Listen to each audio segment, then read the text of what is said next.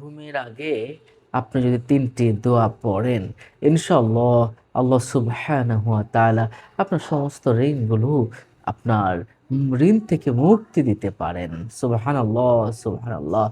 এবং আপনি যদি অসুস্থ হন, অসুস্থ থেকে আল্লাহ পাক রব্বুল আলামিন মুক্তি দান করতে পারেন। এবং সারা জীবনের গুনাহ মাফ করে দিতে পারেন। এই গুনাহটা যদি সাগরের ফেনার পরিমাণও গুনাহ হয়, সেটাও কিন্তু আল্লাহ পাক রব্বুল আলামিন মাফ করে দিতে পারেন। কথাগুলো কিন্তু আমার নয়, হাদিস শরীফ থেকে এসেছে। এবং যে দোয়া করবেন, সে দোয়া আল্লাহ পাক রব্বুল আলামিন কবুল করতে পারেন। এবং যা চাবেন ঘুম থেকে উঠে, এগুলো আল্লাহ পাক রব্বুল আলামিন দিতে পারেন। আপনার রিজিক ভরপুর করে দিতে পারেন। সুবহানাল্লাহ, সুবহানাল্লাহ। এত পাওয়ারফুল ইসিমটা আমরা জেনেও কিন্তু আমল করতে পারি। ছোট্ট, ছোট্ট কিছু বাক্য। অথচ মিজানের পাল্লা এগুলো অনেক বড়, অনেক বড়। হ্যাঁ? কিন্তু আমরা এই ছোট, ছোট বাক্যগুলো কিন্তু আমরা পড়ছি না। আল্লাহু আকবার, আল্লাহু আকবার। এই ইসিমগুলো এবং এই বাক্যগুলো যদি আমরা পড়ি, আমাদের সার্বিক উন্নতি হবে।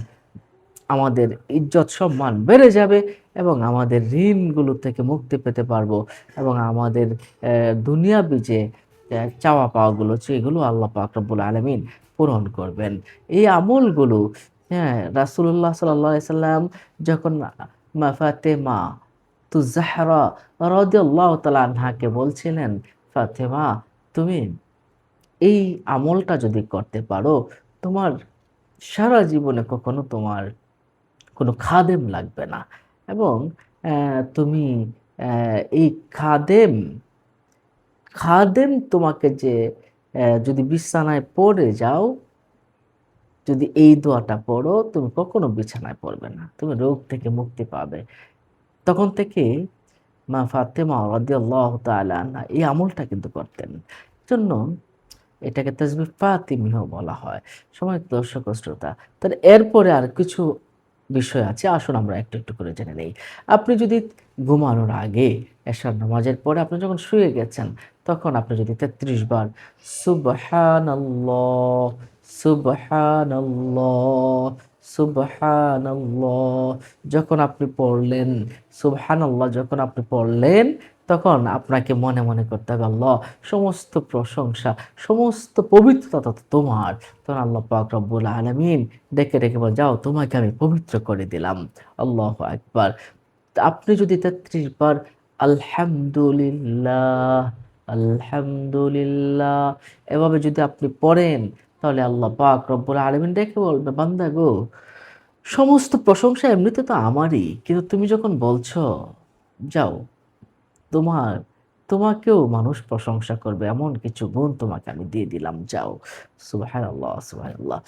এরপরে আপনি ৩৪ বার পড়বেন আল্লাহু আকবার, আল্লাহু আকবার, আল্লাহু আকবার। আল্লাহ মহান। আল্লাহ তো মহানই আছেন। আল্লাহ পাক খুশি হয়ে বলবেন, যেহেতু তুমি আমাকে মহান বানিয়েছ, যাও তোমাকেও মানুষের চোখে আমি মহান বানিয়ে দিলাম। সুবহানাল্লাহ, সুবহানাল্লাহ। এই ৩৩ বার সুবহানাল্লাহ, ৩৩ বার আলহামদুলিল্লাহ, ৩৪ বার আল্লাহু আকবার পড়লেন।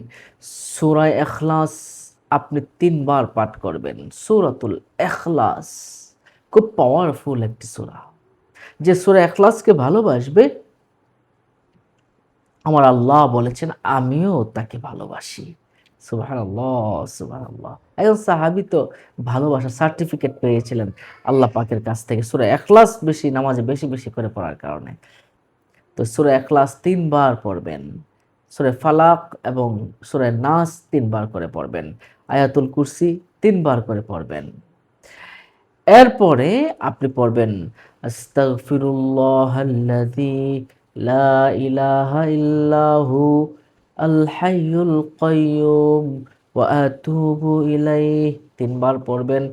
আস্তাগফিরুল্লাহাল্লাযী লা ইলাহা ইল্লাহু আল হাইয়ুল কাইয়্যুম ওয়া আতুবু ইলাইহি ২ বার হলো। আরেকবার পড়বেন আস্তাগফিরুল্লাহাল্লাযী লা ইলাহা ইল্লা হুয়াল হাইয়ুল কাইয়্যুম ওয়া আতুবু ইলাইহি 3 বার পড়বেন।